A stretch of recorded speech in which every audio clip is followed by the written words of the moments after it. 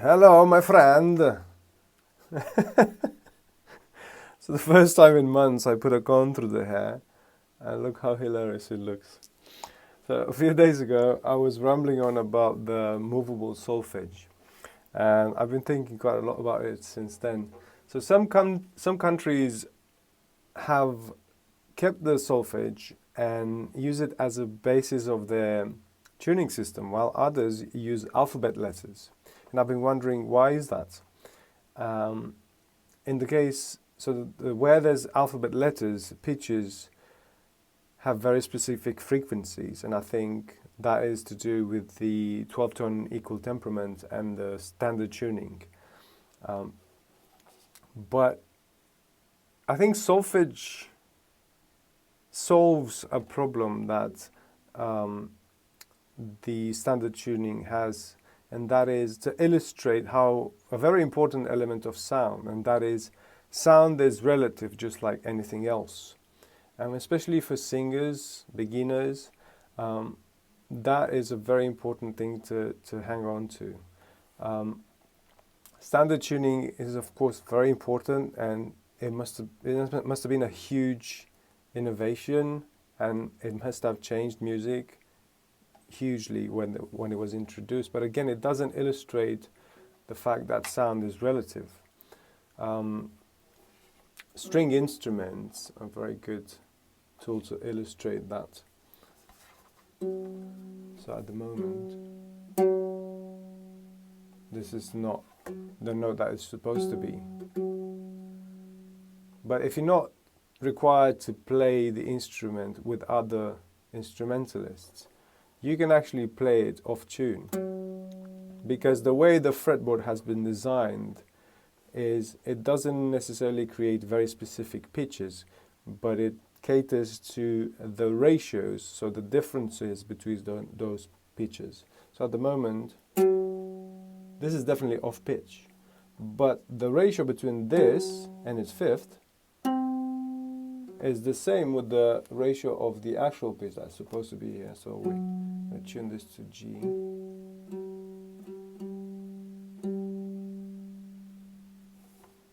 Nicely tuned to G. So the ratio between those two notes and these two is the same. So that is a very important element again, a very important detail about sound, is that when we sing melodies, we don't necessarily sing very specific pitches, but we're singing intervals. So the ratios between those sounds are what makes the melody. And again, I think it's very important, especially for singers who are still working on tuning their voice to the music, to understand that that is a journey you have to take. So you might not be able, say you're at the beginning of your journey where your voice is not completely tuned, it's not perfectly tuned to the standard tuning. Keep working on that. You're going to get there soon. And I'll show you a quick example of why this is the case. Apparently, the lowest frequency we humans can hear is 20 hertz. So something like, and then on the piano, the lowest we have, let's see, it's a A0. So that shows at 27 hertz.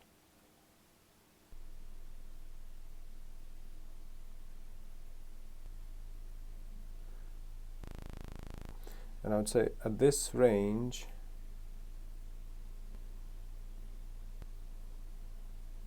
differences of 1 hertz are barely detectable. And then as you go higher,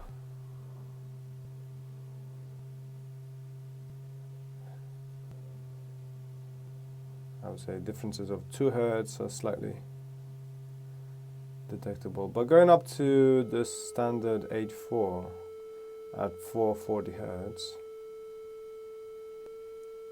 so differences of 5 hertz begin to be quite obvious. And even though you might not be able to actually replicate that with your voice, you're definitely able to hear the difference. So like,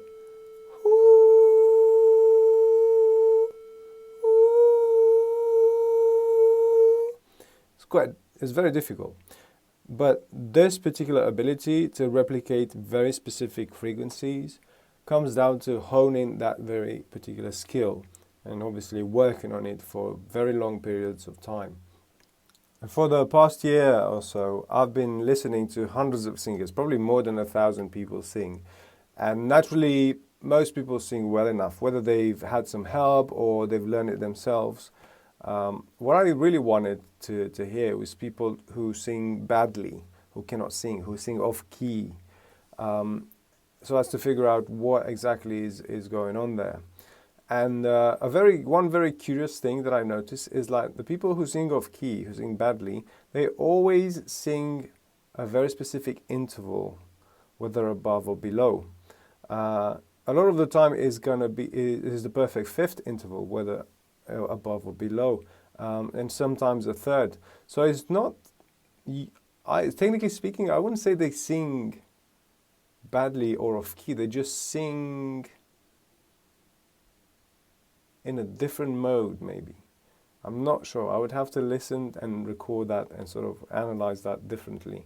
But yeah, very interesting how people who sing badly, they're actually doing something that's musical. It's just not in line with the instrumental, like with what's going on in the background. And also in a few cases where when you adjust the instrumental, if they manage to stick to what they were doing in the beginning, suddenly it sounds good. So suddenly it sounds like they can actually sing, and they're singing well. So very interesting. But anyhow, this is my ramble about.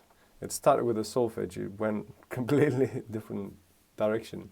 But going back to the solfege, if you're a singer at the beginning of your journey, I think it's something that you really want to take a look at, especially if you're not currently working on tuning your voice to very specific pitches. The solfege can really help you with those very important intervals. So yeah, I hope this helps.